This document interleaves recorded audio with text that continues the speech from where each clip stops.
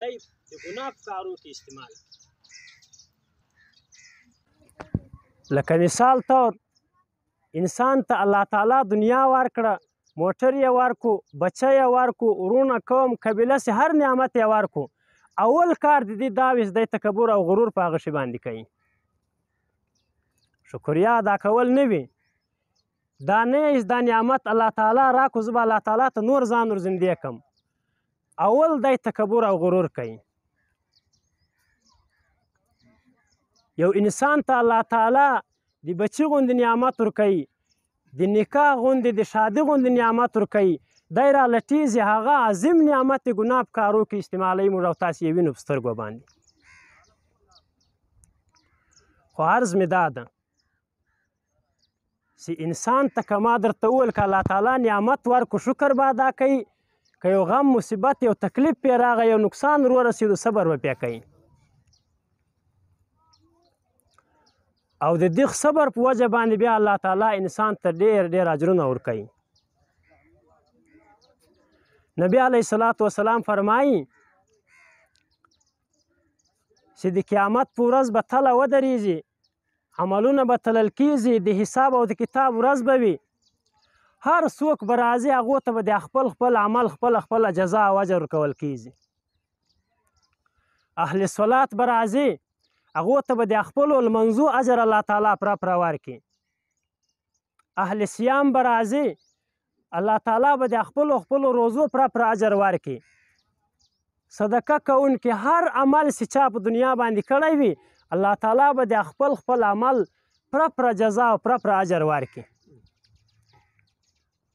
خو لیکن چې کله د مصیبت زده د غم زده وار راسي، په دې دنیا کې په چا تکلیفونه راغلي، په دې دنیا کې په چا بیماری راغلي، په دې دنیا کې د چا نقصانونه تره سوي، د چا اولادونه وفات سوي، د چا ورونه وفات سوي، د چا مور او پلار وفات سوي، لا په دوی باندې په خپله بشخصي بنفسي څه تکلیف او غم او مصیبت راغلی، هغه خلک به راسي له هغو خلکو سره به حساب نه وي، د هغو خلکو به تل او میزان نه وي چې دوره د حساب ده او دوره د اجر ده، بلکې الله تعالی به مصیبت زده خلکو ته، تکلیف زده غم زده خلکو ته بغیر له حساب اجر ورکړي. دوره اجر به ورکړي چې هغه به تلل کېږي، نه دوره اجر به ورکړي چې د هغه به حساب نه وي. او دا د الله تعالی فیصله د آیات کریمه ما تاسو مخکې تلاوت کو. الله تعالی فرمایي انما یوفی الصابرون اجرهم بغیر حساب، چې الله تعالی به صابرینو ته د دوی اجر بغیر له حسابه ورکړي. چې چا په یو مصیبت باندې په یو غم باندې صبر وکویه الله تعالی بغیر له حسابه چې دوی ته اجرونه ورکوي.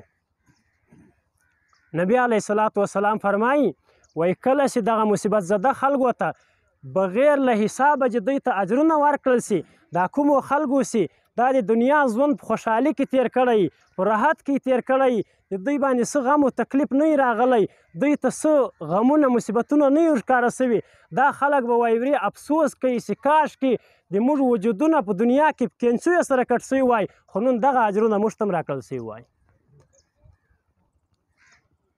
دا دنیا خو فاني ده، دا دنیا خو تیریږي، په غم کې هم تیریږي، په خوشحالي کې هم تیریږي، په کم هم تیریږي، په لوی هم تیریږي، په غریب هم تیریږي، په ماړه هم تیریږي. خو لیکن هورې به دومره ضرورت وي چې دغه خلک چې د راحت زندګي تېره کړي، نبي علیه الصلاة وسلام فرمایي وایي دغه به افسوس کوي چې کاشکې چې موږ ته په دنیا کې د موږ وجودونه په کینچیو سره کټ سوي وای، خو چې نن هغه د دوی اجرونه موږ ته هم راکړل سوي وای. مصیبت زده خلکو ته غم زده خلکو ته الله تعالی دومره اجرونه ورکوي. او دغه غم دغه بیماری دغه تکلیف دغه مصیبت د انسان د ګناه د بخښلو د ګناهو د مغفرت سبب ګرځي. نبی علیه الصلاة وسلام فرمایي چې کله د انسان ګناهونه زیات سي دی د الله تعالی طرف ته رجوع نه کوي، لا رجوع کمی، لا توبه نه کاږي، بیا الله تعالی په دې باندې څه تکلیف غم مرض مسکنت مجبوري راولي، په هغه په وجه سره د ګناهونه الله تعالی ټول معاف کړي. ډېره لویه خبره ده. په ظاهره خو موږ یو شی هم نسو برداشتولی، په ظاهره چې د موږ په سر باندې درد سي هم موږ ته منډې وهو، الیاذ بالله ناصبري کوو قسمه قسمه الفاظ تر خولو باسو خو لیکن په حقیقت کې چې صبر پرې وسي الله تعالی ډېر لوی لوی اجرونه ورکوي. نبی علیه الصلاة والسلام فرمایي وایي مسلمان ته چې کوم تکلیف، کوم غم، کوم مصیبت، کوم درد ورسیږي، حتی چې که د یو مسلمان په پښه کې ازغی معاملې غوندې ولګېږي په هغه هم الله تعالی ګناهونه ورمعاف کوي. نور مرضونه خو څه کوي، نور تکلیفونه خو څه کوي چې معاملې ازغی انسان ته نبی علیه الصلاة والسلام فرمایي وایي ولګېږي هم الله تعالی یې ګناهونه معاف کوي، د ګناهونو مغفرت ورته کوي او درجې یې بلندې کوي. او دغه هر څه چې هر څه په انسان باندې الله تعالی راولي هغه د الله تعالی خوښه وي. الله تعالی د دې دپاره هغه کار، هغه مرض، هغه تکلیف، هغه مصیبت خوښ کړی وي. خو هسې موږ پې پوهېږو نه. هر څه موږ ته الله تعالی راکوي، که راحت ته که غم ده، که مصیبت ته که هر شی د موږ ته الله تعالی راکوي. لقمان حکیم صاحب په واقعه کې راځي چې لقمان حکیم صاحب په یو وخت کې د یو ماړه سړي غلام و. نو دی ډېر هوښیار، ډېر زیرک، ډېر عاقل وایه. د دغه له وجې د دې بادار، د دې کوم بادشاه وایه، دغه به له ده سره ډېر ښه کړو. قسمه قسم خوراکونه به یې ورکول، د ده خدمت به یې کاوه. وایي غلام خو بادار به د ده خدمت کاوه وایه. خو یو ورځ داسې کیږي چې هغه بادار، هغه بادشاه له بازاره ځي یو میوه ورته راوړي چې هغه ډېره ترخه او بیا خونده ده. او دا بادار به لقمان حکیم صاحب داسې ساتو چې له لاسه به یې میوې ورکټ کولې او دې ته به یې ورکولې. خو چې کله دغه ترخه میوه لقمان حکیم صاحب ته د خپل بادار ورکټ کوي او ورکوي، ډېره ترخه ده. لقمان حکیم صاحب یې ډېره په شوق شوق او ډېره په خوند باندې خوري. هغه یې ورکوي، دا یې خوري، هغه یې ورکوي، دا یې خوري. په اخري کې هغه بادار یو څه خپلې خولې ته یوړه، خولې ته یې وردسې کړه، خوله یې پورې تڼاکې شو. هغه شی دومره تریخ و چې د خولې او د ژبې په ستوکې یې پورې واوښتل. اتې دې ته وویلو چې ای لقمان حکیمه دا شی چې دومره تریخ و او تا داسې مزه مزه خور، خو ما ته ویلي وای ما به دا شی نه درکاوه. مسلمانانو د دې جواب واورئ. دی څه ورته یایي لقمان حکیم صاحب؟ وایي د کوم بادشاه، د کوم بادار له لاسه چې ما ته تل تل خواږه خواږه او ښه ښه او ډېر نعمتونه راکېدل، نن که د هغه بادار له لاسه چې ما ته یو ترخه میوه راکړل سل نو څه پروا ده؟ ولې شکایت وکړم؟ ولې غلط الفاظ ویامه؟ نو دارنګه الله تعالی هم انسان ته له پیدایشه تر مرګه پورې نعمتونه ورکوي. قسمه قسم نعمتونه ورکوي. داسې نعمتونه ورکوي چې موږ پرې خبر هم نه یو، پرې پوه هم نه یو. هغه شی دومره ضروري وي چې یو سکند یو منټ له موږ دې بد چې موږ په دې دنیا کې نوس پاتې کېدی. او هغه نعمتونه موږ ته ټول عمر له پیدایشه تر مرګه پورې الله تعالی راکوي. خو که یوه میاشت، یوه ورځ، یوه هفته، یوه ګنټه، یو 10 منټه درد او مصیبت پرې راغی، بیا موږ تره تره الفاظ یایو، تره تره ناشکري کوو، قسمه قسم کارونه کوو. لکه هغه مثال چې کړی دی، وایي ته مې وزې وهه زه به در وزې وهمه. بیا ته موږ دا کار شروع کړو، الیاذ بالله مقابلې شروع کړو. نو عرض مې دا و قدرمنو چې هر څه انسان ته الله تعالی ورکوي، هر حالات په انسان باندې الله تعالی راولي. خو په مصیبت کې صبر، په نعمت باندې شکر. د شریعت انسان ته دغه دستور العمل ده. شریعت د انسان دغه رهنمایي کړې ده چې ته به په نعمت کې د الله تعالی شکر ادا کوې او په مصیبت کې به صبر کوې. او د صبر اجرونه ما درته بیان کړو.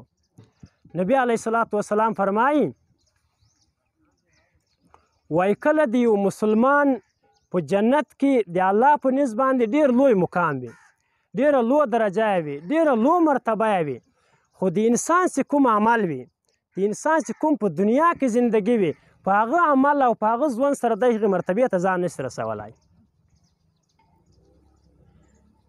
مثال د انسان ډېره لوی هسکه درجه ده په جنت کې، د الله تعالی په نزد باندې د ډېره لوی مرتبه ده. خدای پوره پوره لمونځ او پوره پوره روزې کوي، دومره عبادت نشي کولی چې الله تعالی دومره خوشحاله کړي او دومره نیکۍ وګټي چې هغې مرتبې ته ورسېږي. نو نبی علیه الصلاة والسلام فرمایي وای بیا الله تعالی په دغه انسان باندې تکلیف راولي، الله تعالی په دغه انسان باندې مرض راولي، الله تعالی په دغه انسان باندې مسکنت راولي، بچیان یې وفات سي، ورونه یې وفات سي، ابا یې وفات سي، قسمه تاسو ته معلوم دي قسمه مصیبتونه او پریشانۍ او تکلیفونه دي. د هغو تکلیفو د هغو پریشانیو په وجه باندې الله تعالی دی د هغه اسک مقام مستحق.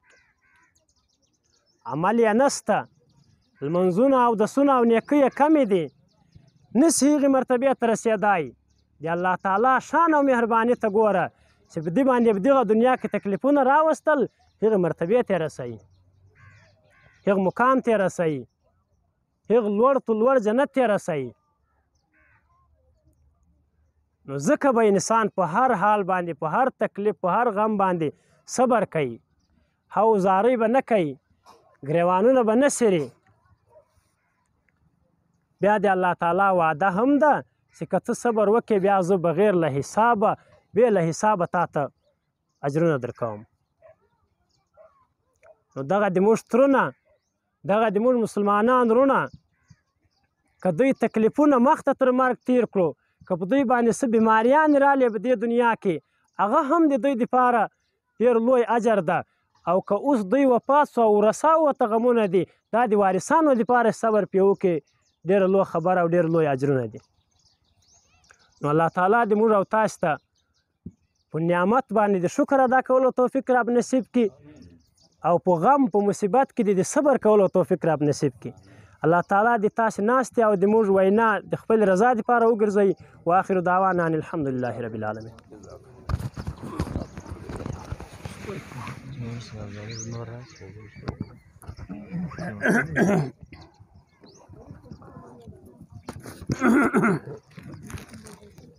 أعوذ بالله من الشيطان الرجيم.